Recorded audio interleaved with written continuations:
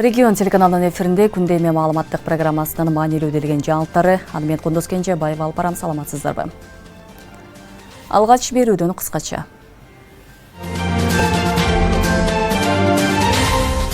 Өзгөн шаарын айланып өткөн автожол ушул жума ичинде толук ишке түшөт. Учурда төлөм аткаруу системасы текшерүүдөн өткөрүлүүдө.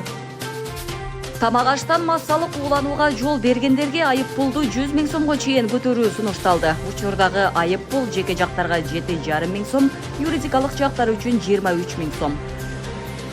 Такси кызматы үчүн лицензия алуу тартиби киргизилет. Сунушталып жаткан өзгөртүүлөргө ылайык жаңы жылдан тарта такси жана жеткирүү кызматын көрсөтүү үчүн патент алуу системасы токтоп, лицензия алуу милдеттендирилет. Өлкөдө мыйзамсыз иш алып барган 1000ден ашык мечит жана медресе аныкталды. Алардын көбү санитардык нормаларга жооп бербейт. Кыргызстанда жергиликтүү кеңештин депутаттарын жана жооптуу катчыларын окутуу өнөктүгү башталды.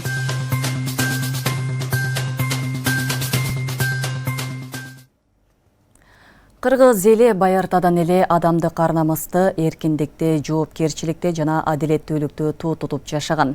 Президент Садыр Жапаров 10 декабрда адам укугун коргоо эл аралык күнүнө байланыштуу кайрылуу жасады.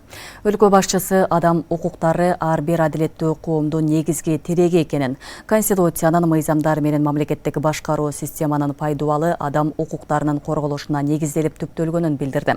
Президент ошол жылдын 9 февралында адам укуктарынын декларациясынын 75 жылдыгына байланыштуу мунапыс берүү тууралуу мыйзамга кол койгон. Садыр Жапаров өлкөдө ар бир жаран ар дайым укуктарынын корголгонун сезип, бирдей мүмкүнчүлүктөргө ээ болуусун каалайт. Коомдо ар дайым бирин-бири урматтоо, ынтымак жана адилеттүүлүк өкүм сүрүшү керектигин айтты. Мындан 76 жыл мурун 10 декабрда Париж шаарында Бириккен Улуттар уюмунун башкы ассамблеясы адам укуктарынын жалпы декларациясын кабыл алып, аны дүйнөдөгү бардык элдер жана мамлекеттер карманууга тийиш болгон документ катары жарыяланган. Ошондон бери 10 декабрь адам укуктарын коргоо күнү катары белгиленип келет. Өлкө башчысы Садыр Жапаров бүгүн 10 декабрда Ысык Көл облусуна болгон жумуш сапарынын жүрүшүндө УКМКнын чегара кызматынын Байсары уулу Кыдыраки атындагы жаңыланган 20-28 аскер бөлүгүнө барды.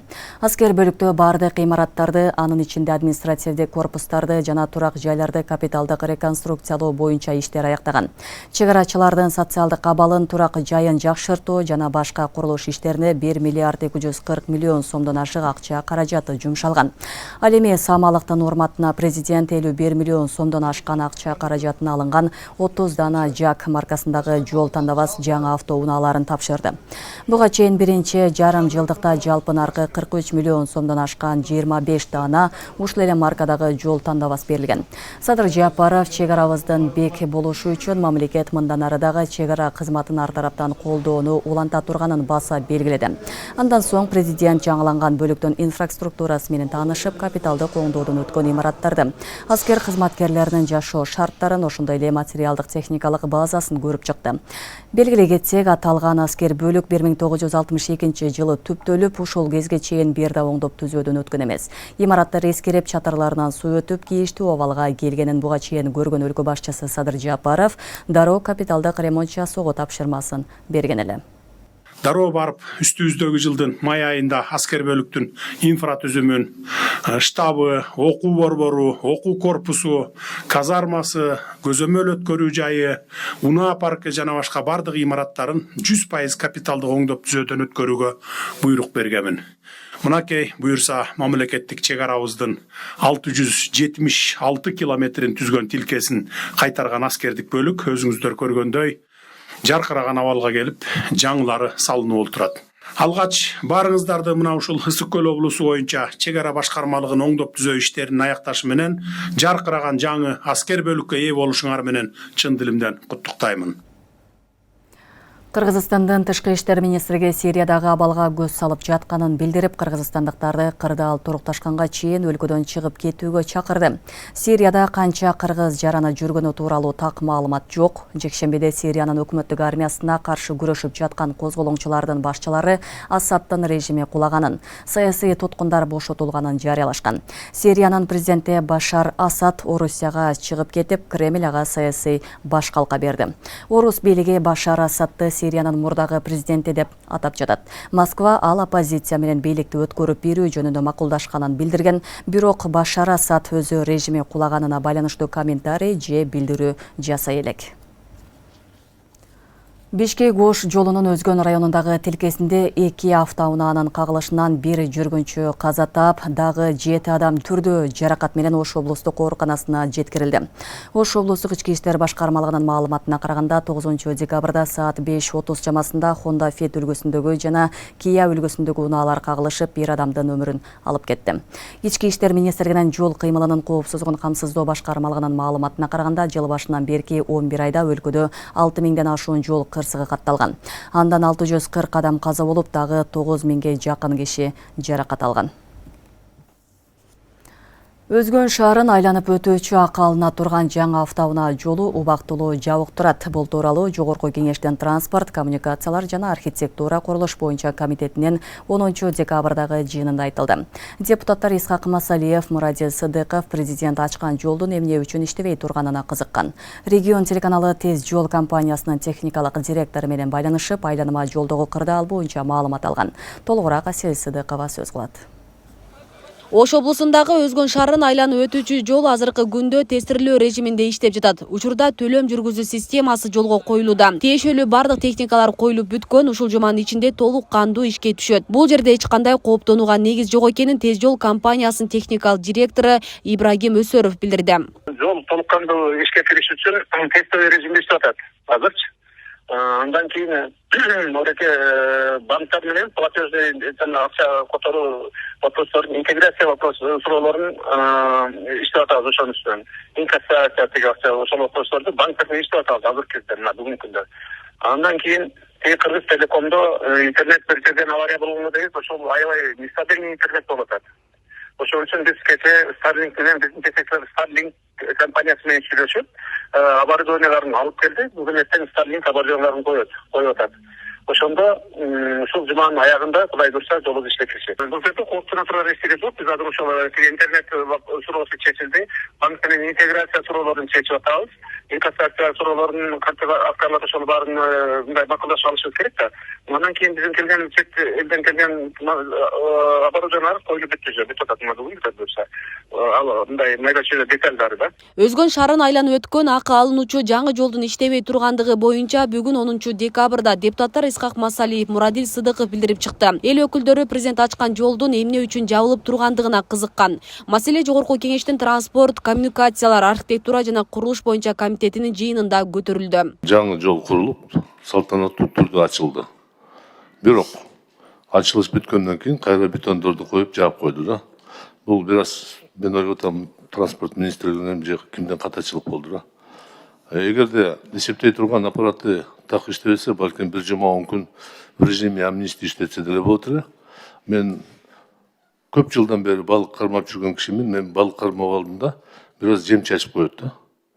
Жок дегенде ошондой кылып көндүрүп водительдерди. Аябай ыңгайлуу жакшы жол болсо, поэтому тестовый режимде вот вакыт түшүнүш продвинутый тестовый режимде иштетсе болот. Андан президент ачкан, өкмөттүн баары катышкандан кийин кайра жаап койгон бир аз туура эмес деп эсептейм. Мен суранат элем транспорт министрлигине же тийиштүү органдарга бир карап мүмкүнчүлүк болсо чечип берсеңер жакшы болмок да. Ал эми жол транспорт министринин орун басары Өзгөн айлама жолунун автоматташтырылган системасы пилоттук режимде иштеп тургандыгын, техникалык мүчүлүштүктөн улам эле убактылуу жабууга туура келгенин билдирди. Система тез арада жолго коюларын кошумчалады. Бүгүнкү күндө ал жерде автоматташтырылган системасы пилоттук режимде иштеп аткан экен, бирок ал жерде оптикалык кабелде авария болгондугуна байланыштуу убактылуу жабышка туура келиптир.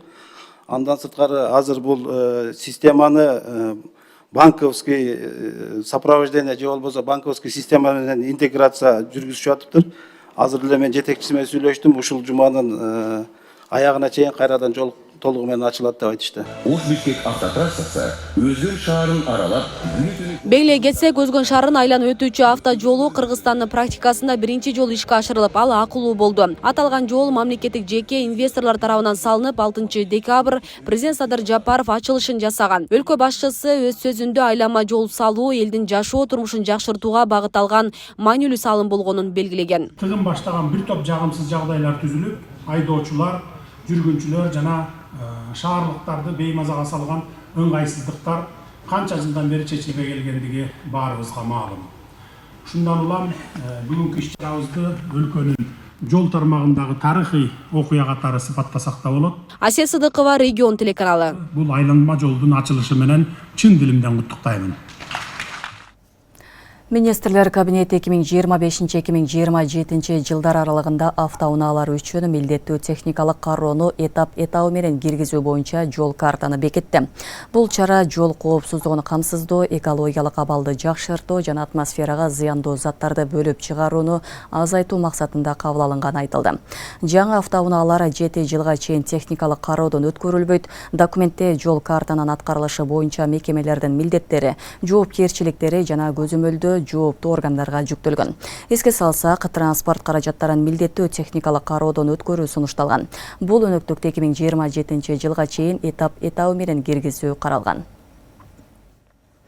Кыргызстанда мындан ары такси кызматы үчүн лицензия алуу тартиби киргизилет. Бул тууралуу бүгүн Жогорку Кеңештин транспорт, коммуникациялар, архитектура жана курулуш боюнча комитетинин жыйынында каралды. Анда эл өкүлдөрү Кыргыз Республикасында лицензиялык уруксат берүү тутуму жөнүндө мыйзамга өзгөртүүлөрдү киргизүү тууралуу мыйзам долбоорун экинчи окууда карап, бир катар сунуштар берилип, комитет жактырды.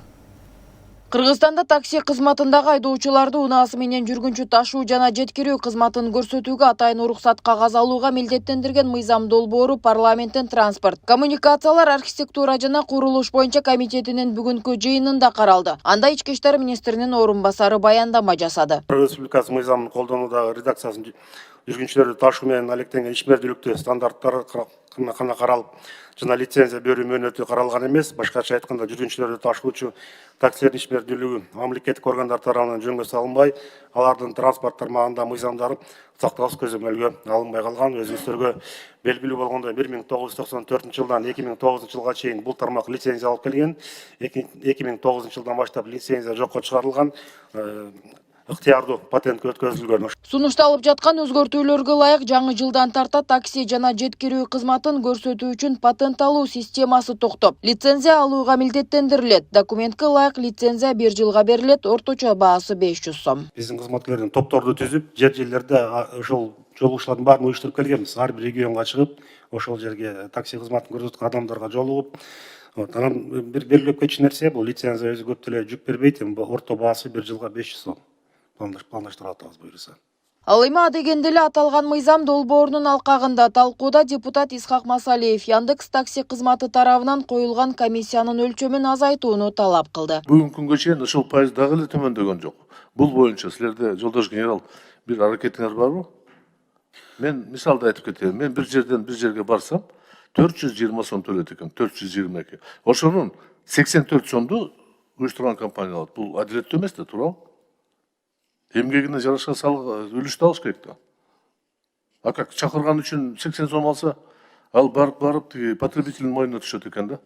Мен силерге сунуштайт элем, карап койгула, ушу же азыр акыркы учурда мыйзам чегинде бирдеме кыла албасаңар деле чакырып сүйлөшүп төмөндөтүш керек. Себеби таксисттер выхода нет, кошот да басына. Жогорку Кеңеште көтөрүлгөндөн кийин бул багыт боюнча тапшырмалар берилген. Бүгүнкү күндө башкармалыктар иш алып барып жатат. Кечээки күнгө аткарылган эмес да. Кечээки күндө мен бир такси менен кетип баратканда сурадым. Аткарылган жок. Баягы эле 17-18% алып калып атат да. Бул долбоор кабыл алынып калса, ички иштер министринин орун басары лицензия алуу үчүн айдоочулардын ар бири менен, ошондой эле таксопарктар менен да келишим түзүлөрүн кошумчалады. Лицензия алганда ким алат? Уюштурган компания алабы же такси алабы? Адам уюштурган компания дагы алат, өзү ар бир айдоочу да алат да. Мисалы үчүн айдоочу өзүнүн машинасына өзүнө алат да лицензияны. А эгерде уюштурган компания 100 автомашина алса, ал бир эле лицензия алат да, туурабы? Уюштурган компания лицензиясы жок таксини кызматка чыгарбайт да. Жок, эгер ал сатып алса өзүнүн компаниясы 100 автомашинаны сатып алып, анда ар бир машинасын алат. Önde болбойт, ар бир машинабы чо? Ага улай аталган мыйзам долбоорун улай депутат Гүлшаркан Култаева жүргүнчүлөрдү ташууга лицензия берүүнүн тартибине кызыкты. Андан соң эл өкүлү Бахриддин Шабазов лицензиялык талаптардын сакталышын көзөмөлдөө маселесине токтолду. А как вы запретите, что онлайн-регистрации не будет? Именно Яндексу. Ал боюнча талаптар болот, албетте. Ар бири менен договорлор түзүлөт. лицензиясы жок фирмалар такси албайт кызматка. Сегодня Яндекс по примерным подсчетам в месяц около 10 миллионов долларов зарабатывает.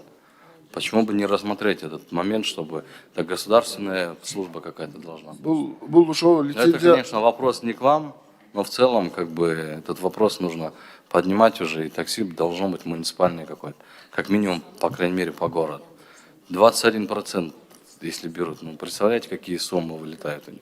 Мен ойлогом биздин генерал ошо лицензия болбой калып жол кырсыгы момчуга көбөйдү, адамдардын өмүрү кымбат, бул ошон үчүн керек деп айтат десем, сиз ыктыярдуу патент айтып атасыз да. Ыктыярдуу патенттин санын эсептей турган орган бар.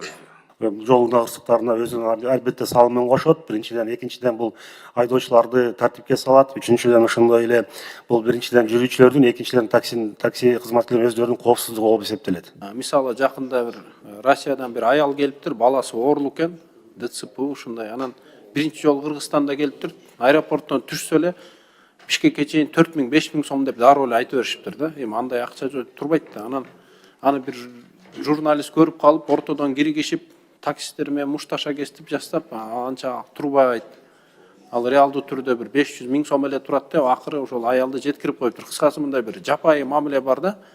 Мындай туристтин деңгээлине карап, кээ бирде ар кандай таксисттер бар. Ошол жагынан кандайдыр бир регулировка болобу, болбойбу?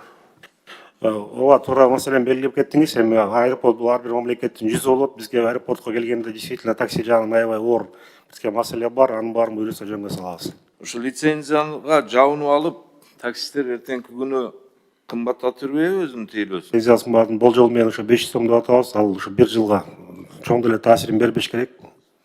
Аны жарандарыбыз ошо такси кызматы менен колдонгондор лицензия 500 сом экенин билбейт да. Ким көзөмөлдөйт ушу тарифтердин баардыгынчы? Андан сырткары комитет жыйынында министрлер кабинетинин төрагасы тарабынан демилгеленген ички суу транспорты жөнүндө мыйзам долбоору талкууланып, экинчи окууда колдоо тапты. Нурзат Көчүмкулова, Майрамбек Абдибилал уулу, регион Бишкек.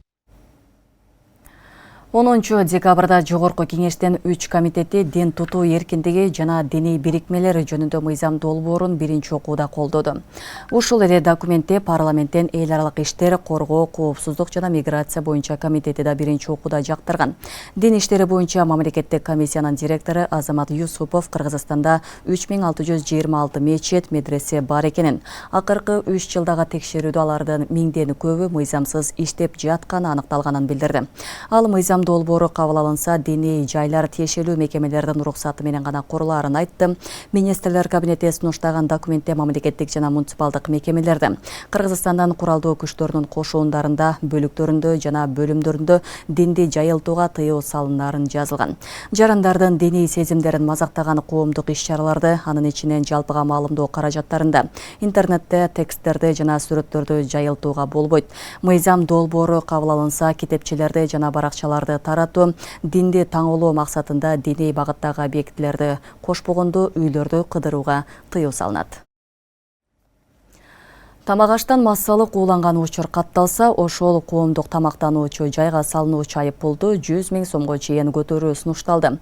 Бул боюнча Жогорку кеңештин комитетинин 9 декабрдагы жыйынында айтылды.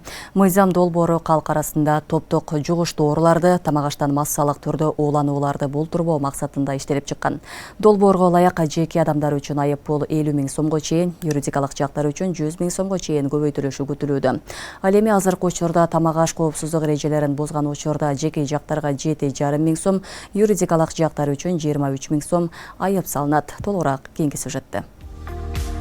Чүй районундагы Искир айылында 12 мектеп окуучусу татуудан ууланды. Ушул жылдын ноябрында Токмок шаардык ооруканасында Искир айылынын 12 жаштан 16 жашка чейинки 12 мектеп окуучусу тамакка ууланган деген диагноз менен кайрылышкан. Алардын бардыгына медициналык жардам көрсөтүлүп, үйлөрүнө жөнөтүлгөн. Бул фактынын жана материалдык кароонун жүрүшүн Чүй облустук милициянын жетекчилиги көзөмөлгө алган. Эгерде мыйзамды буза турган болсо, ошолдо тийиштүү чаралар көрүлсүн деп атабыз. Ал эми Жогорку кеңештин агрардык саясат, суу ресурстары, экология жана регионалдык өнүктүрүү боюнча комитетинин 9 декабрдагы жыйынында тамак-аш продукциясынын коопсуздугун камсыз кылуу жөнүндө, укук бузуулар жөнүндө кодексине өзгөртүүлөрдү киргизүү тууралуу мыйзам долбоорлору биринчи окууда каралып, колдоо тапты. Кыргыз мыйзам долбоор бул биринчи окууда.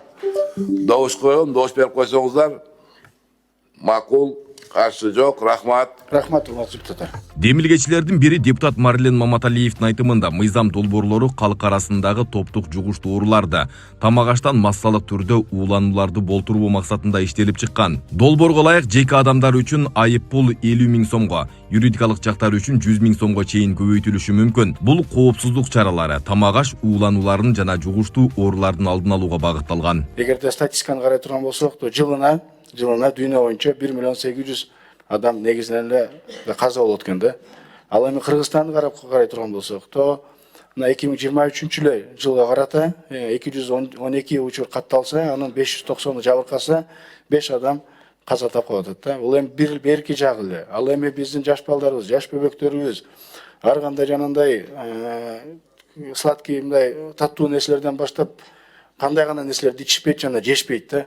Ошолордун баардыгында ар кандай ушундай физикалык, химиялык ыкмаларды колдонууда карамчыларды азайтуу, азык-түлүк коопсуздугунун маселесин чечүү, экологиялык зыянды азайтуу жана ишканалардын ишин натыйжалуулугун жогорулатууга жардам берет деген ушундай бир мыйзамды сиздердин карооңуздарга кирип жатабыз. Ал эми учурда тамак-аш коопсуздук эрежелерин бузган учурда жеке жактарга 7500 сом, юридикалык жактарга 23 000 сом айып салынат. Жыл баштан бери Жалал Абад райондор аралык санитардык эпидемиологиялык көзөмөлдөө борбору 400дөн ашуун тамактануучу жайларга текшерүү жүргүзүп, 900дөн ашуун жаранга айып пул салган. Текшерип, жалпысынан 935 адамга айып салган болсок, 2 175 500 сом текшерип барып, андан кийинки эскертүүлөрдү берип, андан кийин аткарылган ишкаларда биз ушул чараларды колдонобуз. Тамак-аш коопсуздугунун эрежелерин бузган ушуларда жеке жактарга 7,5 000, ал эми юридикалык жактарга 23 000 сом айып пул салынат. Бүгүнкү күндө тамак-аш коопсуздук эрежелерин бузган учурда айып пул аз өлчөмдө болгондуктан айып пулду төлөйт да ошол эле көрүнүш кайталанган учурлар да бар. Мындан улам эреже бузгандарга 100 000 сом салынып калса, тамактануучу жайларда жоопкерчилик менен иштешмек дешет адистер. Эгерде биз ошол айып пулду 100 000 ошолдон өлчөмдө ала турган болсок, демек ошол 100 000ге ошол өзүнүн кандайдыр бир ишин жүргүзүп алганга мүмкүнчүлүк болот. Демек ошонун натыйжасында жана биз берген сунуш эффективдүү болот. Демек ошол жерде ал шарт түзөт деген жыйынтык болот деп десек болот. Бүгүнкү күндө аларга 7,5 000 сом же 23 000 сом бул эч кандай бир ага бир мындай олуттуу бир зыян келтирбеген акча сума болгондуктан ошону төлөп коюп ошо менен чектелип калып атат. Жалал Абад облусунда жыл баштан бери тамак-аштан уулануу боюнча 17 учур катталган. Анын 3 учуру батулизм, 1 учуру коомдук тамактануучу жайда, калганы үй шартында жасалган тамактан ууланган. Натыйжада 50 адам жабыр тартып дарыланууга мажбур болгон. Айбек Исабеков, Самирбек Тойчубаев, Регион.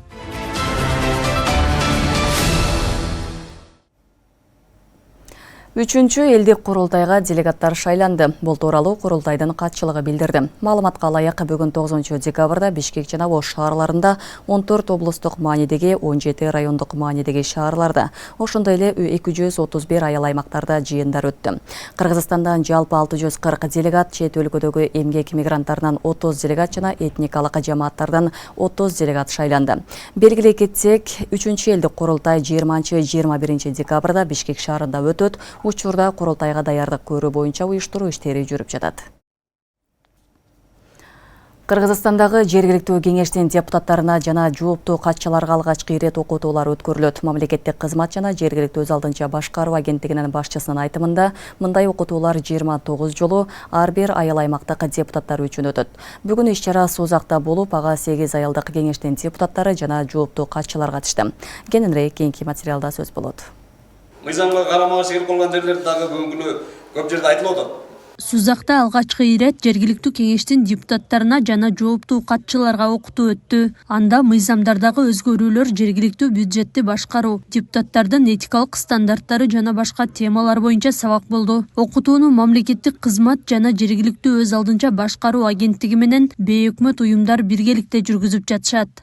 Бул тренингде ушул жергиликтүү кеңештин аткаруучу милдеттерин негизги ушул жергиликтүү өзүнчө башкаруу органында жанагы жергиликтүү маанидеги маселелерди чечүүдө ушул жергиликтүү кеңештин депутаттарынын ролун, эмне иштерди аткарыш керек, кандай жумуштарды, кандай чечимдерди, токтомдорду чыгаруу жөнүндө бүгүн окууларды башталды. Бул чакырылышта Сузактагы 8 айылдык кеңешке 228 депутат келди. Анын 85-ин аялдар түздү. Депутаттар мындай окутуулар биринчи жолу болуп жатканын, ал мындан аркы ишмердүүлүгүн жакшыртууга өөлгө түзөрүн билдирет. Сөзсүз керек. Анткени азыркы учурда 21-кылым өнүккөн технологиянын учуру.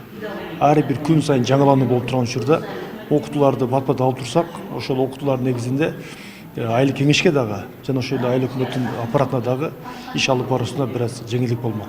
Окутуунун максаты депутаттардын жана жооптуу катчылардын билимин тереңдетүү, жергиликтүү деңгээлде эффективдүү башкаруу үчүн керектүү инструменттерди берүү болуп саналат. Ал эми шаардык кеңештерге мындай окутуулар өзүнчө өткөрүлөт. Республика боюнча 29 ушундай семинарларды өткөрөбүз.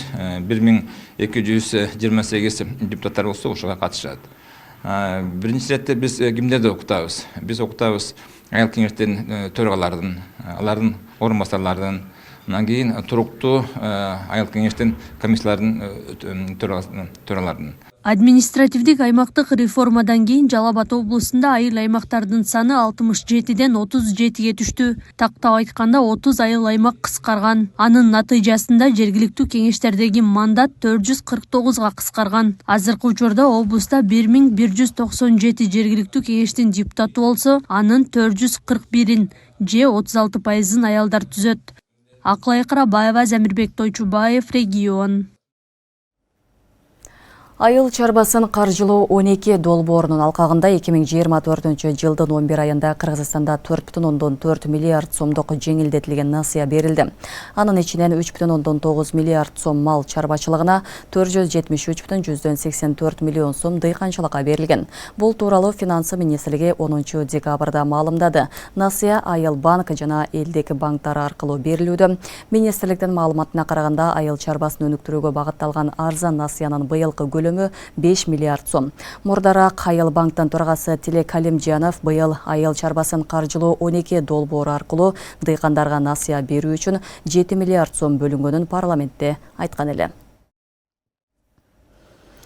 Бишкектеги мамлекеттик цирк бир жумада эле 5 миллион 370 миң сом пайда тапты. Бул тууралуу президенттин маалыматтык саясат кызматынын башчысы Дайырбек Орунбеков билдирди. Ал мурда цирктин абалы өтө начар, көрүүчүлөр үчүн ыңгайсыз, кышында суук, жайында ысык болгонун, ага байланыштуу президенттин тапшырмасы менен оңдоп түзүүдөн өткөрүлгөнүн айтты. Орунбеков билдиргендей, бир жумада 5 миллион 370 миң сом таза пайда тапкан. Шарт түзүлгөндөн кийин келгендердин саны дагы өсүп, ага ылайык кирешеси көбөйүп, бир аптада эле миллиондорду таба баштады. 1 декабрдан 8 декабрга чейин цирк таза 5 миллион 370 миң сом пайда тапты.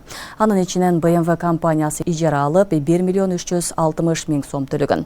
4 миллион 10 миң сом билетти сатуудан түшкөн дейт ал. Орунбеков айдын аягына чейин цирк 13 миллион 312 миң сом пайда табат деп пландалып жатканын да кошумчалады. Ала Тоо аянтында жаңы жылдык башкы балатыны жандыруу аземи 14 декабрь күнү саат 18:30-да өтөт. Мэриядан билдиришкендей, быйыл Ала Тоо аянты трансформацияланат. Жарандардын ыңгайлуулугу үчүн сейилдөөчү аянт кеңейтилип, ар бир адам эс ала турганда эс алуучу жайлар көбөйдү. Майрамдын жүрүшүндө конокторго оюн-зоок иш-чаралары, музыка жана 5 спектакльдер көрсөтүлүп, аниматорлор өз өнөрлөрүн тартуулайт. Балдар үчүн мастер-класстар жана муз тебүү аянтчасы уюштурулат. Мындан тышкары ар кандай тамак аштарды жана суусундуктарды сунуштаган тамак аш зонасы болот. Регион телеканалынын күндөмү маалыматтык программасын социалдык тармактардан күзөтүп барыңыздар. Кабарчыларыбыз тарабынан даярдалган жаңылыктар мына ушулар менен соңуна келип жетти. Түз эфирде Кундуз Кенжебаева болдум. Кайрадан эфир аркылуу көрүшкөнчө саламатта туруңуздар.